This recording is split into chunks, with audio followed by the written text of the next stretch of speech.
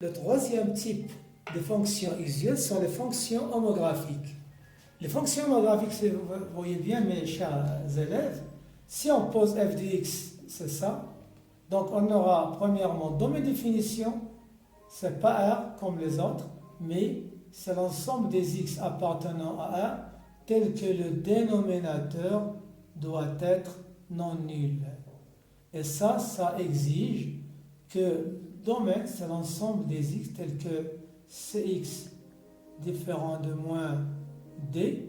Donc, vous aurez l'ensemble des x appartenant à R tel que x soit différent de moins d sur c. Donc, vous voyez bien que le domaine de définition, ce n'est pas R, mais c'est R privé d'éléments qui est moins d sur c. C'est pour cela qu'on a supposé que c est non nul. Évidemment, si le c est nul, on n'aura pas le c ici, le x, vous aurez ax plus b sur d. Vous aurez a sur dx plus b sur d, ce sera le premier type des fonctions qui sont affines. On peut écrire ça sous la forme d'une réunion de deux intervalles. Ce sera moins l'infini moins d sur c, union moins d sur c plus l'infini. Et c'est ça le domaine de définition de ce type de fonction pour les fonctions qui sont homographiques. C'est ça le domaine de définition. Donc, la première étape, c'est que le domaine n'est pas R, mais R privé de moins d sur c. Ça dépend des valeurs que vous avez pour la fonction ax plus b sur cx plus d. En général, les fonctions de ce type-là ne sont ni paires ni impaires. Donc, on va passer directement aux variations. Pour les variations, quand on a fait l'étude en général de ces fonctions-là, pour les variations de ces fonctions-là, il faut étudier le taux de variation sur les intervalles qu'on a dit qui constituent le domaine de définition. Donc, si vous faites le taux, bon, je vais faire ça un peu plus vite, on va prendre deux éléments, f de x1 moins f de x2 sur x1 moins x2. En remplaçant l'image, ça veut dire on va écrire ça. Bon, ça prend un peu du temps. ax1 plus b sur cx1 plus d moins ax2 plus b. En faisant des calculs, en faisant des simplifications, en simplifiant par x1, x2, on obtient la chose suivante. On obtient la forme simplifiée du taux de variation de la fonction affine qui est devant nous. On obtient ceci. A d moins bc, donc c'est un réel. Bon, évidemment, il n'y a pas de x. En bas, vous avez cx1 plus d, cx2 plus d.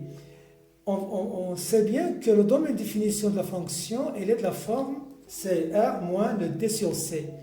x1 et x2 sont deux éléments de l'un des intervalles, ou bien moins l'infini moins d sur c, ou bien de l'intervalle moins d sur c plus infini. Donc, si on suppose que x1 et x2 sont dans le premier intervalle, donc vous aurez cx1 plus d et cx2 plus d négatif, négatif. Donc, le produit est positif. Donc, ça dépend évidemment de le réel qui est au numérateur. Si vous avez le x1 et x2 dans le deuxième intervalle qui est moins d sur c plus infini, vous aurez positif, positif. x1 supérieur, x2 supérieur. Donc, vous aurez positif. Donc, le dénominateur sera positif et les variations dépendront évidemment aussi du réel à d moins bc. Ce réel-là, c'est exactement le déterminant qu'on peut extraire de la forme de la fonction, comme ceci. Donc, comme vous le voyez, on a le taux de variation qui est, quand on l'a fait déjà tout à l'heure, ça dépend sans signe de ce qui est au numérateur. Ça veut dire qu'on peut écrire sous la forme d'un déterminant.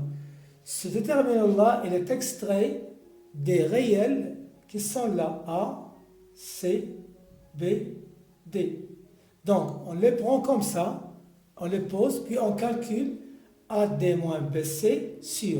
Ça veut dire donc T, les variations de cette fonction dépendent du petit delta. On le pose, delta comme ça, donc c'est AC BD. C'est égal à AD moins BC.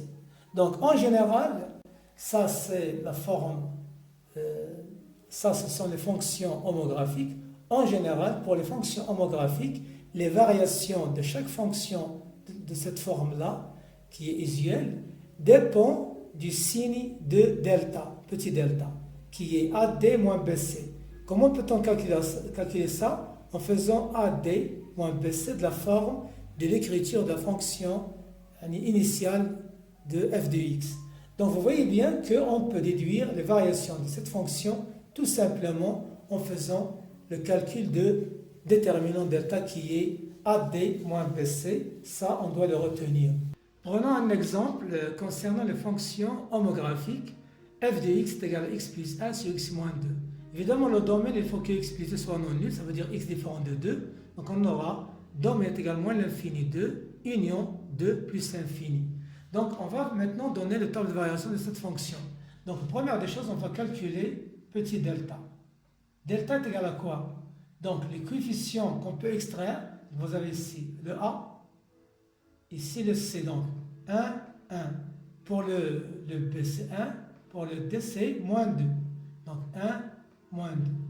En calculant le déterminant qu'on extrait de la forme, on va aboutir à la chose suivante. Donc moins 2, moins 1, c'est moins 3. 1 fois moins 2, c'est moins 2. Moins 1 fois 1, c'est... Donc il est négatif. Donc puisque delta est négatif, f est une fonction qui est décroissante sur son domaine. On va faire le tableau de variation tout de suite. Donc le tableau sera comme ceci. Une fonction usuelle, f, moins l'infini, plus l'infini. Ce qui est nouveau dans ces fonctions, il faut éliminer avec deux traits parallèles ici. L'élément en question, c'est le 2, qui n'appartient pas dans ma définition ici. Voilà. Donc on vient de voir que puisque delta elle est négative, alors c'est une fonction qui est décroissante. Donc je vais faire ceci. Décroissant, décroissant. Donc ici la table de variation de cette fonction. Si je veux remplir maintenant ce tableau-là, donc je vais revenir à ce qu'on a fait l'an dernier en ce qui concerne les asymptotes pour le graphe de f. On va maintenant remplir les extrémités de ce tableau en analysant le graphe de cette fonction. La première des choses, pour bien construire graphiquement la fonction homographique qu'on a dans cet exemple, c'est de déterminer le centre de l'hyperbole c de f. On sait que le graphe de cette fonction-là, cf, est une hyperbole de centre oméga. Oméga est égal à moins d sur c et a sur c.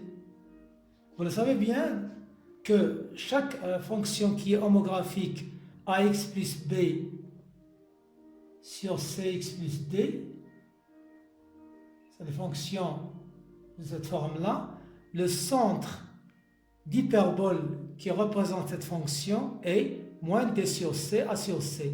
Le moins d sur c, c'est l'élément qu'on a éliminé de R. Ça veut dire R moins d sur c. Ça veut dire qu'il n'appartient pas dans ma définition. Pour le a sur c, c'est a sur c, les coefficients de x. Cela étant dit, parce qu'on le sait l'an dernier, donc on peut le faire directement ici. Pour notre fonction qui est là, l'exemple qu'on discute ici, moins d sur c, c'est 2. A sur c, c'est 1 sur 1, ça donne 1. Donc, la première des choses à construire, c'est de donner, ou bien de dessiner, les deux asymptotes qui se rencontrent au centre oméga. Donc, je dessine ça en vert. J'aurai la première des choses, on dessine les deux asymptotes qu'on détermine en faisant moins d sur c, a sur c. Dans ce cas, on a 2, 1. Voilà, 2, c'est x, et 1, c'est qui est horizontal. Oméga n'appartient pas à c de f, il ne passe pas par l'hyperbole c de f, parce que c'est un centre. Bien, puisque la fonction elle est décroissante, évidemment, elle va occuper les deux quadrants qui sont 1 et 3 parce qu'elle sera décroissante. Donc vous voyez bien que quand on sait manipuler les choses concernant une hyperbole, il suffit de tracer les deux asymptotes qui se déterminent par le somme oméga, puis on déduit le C. Évidemment, comme on l'a dit pour les paraboles, il faut déterminer quelques points qui vont nous aider à dessiner l'hyperbole. Ici, il suffit de dessiner les points de rencontre avec l'axe des x. Donc, on va faire f de x est égal à 0, donc on aura moins 1. Donc, le premier point, c'est moins 1. Donc, là. L'image de 0, les points de rencontre avec l'axe des y. Donc, on aura moins 1 demi. On va laisser le haut ici. Donc, moins 1 demi. Donc, vous avez le moins 1 ici. Moins 1 demi sera au milieu. Donc, vous voyez bien que la demi-portion d'hyperbole, elle est là. La deuxième sera symétrique. Donc, je peux dessiner de façon seulement l'allure, puis je fais la symétrie de l'autre côté. Donc, je dessine maintenant, c'est une hyperbole de centre oméga de 1 et qui est symétrique par rapport à oméga et qui admet deux asymptotes.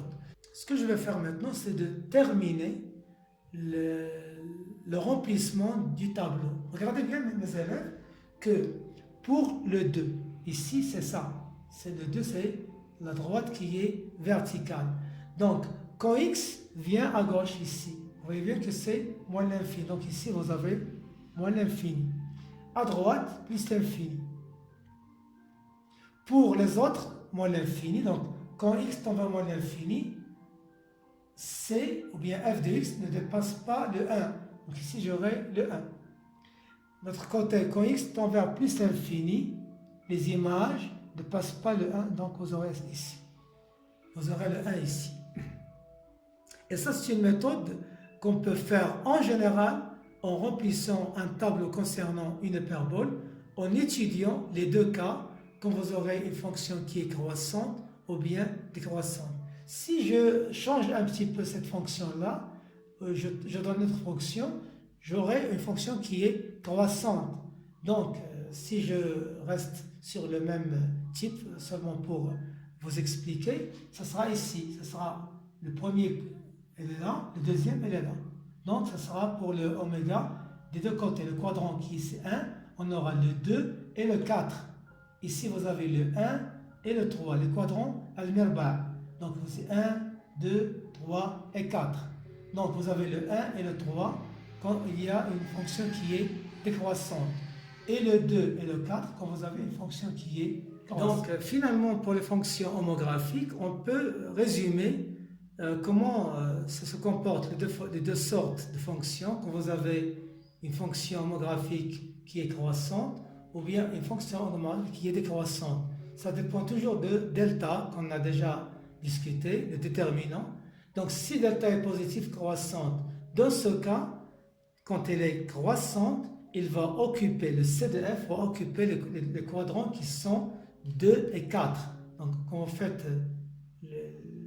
le repère, pour dessiner les deux asymptotes, donc on aura oméga qui est le centre, donc vous aurez la fonction qui est là dans le quadrant 2 et 4.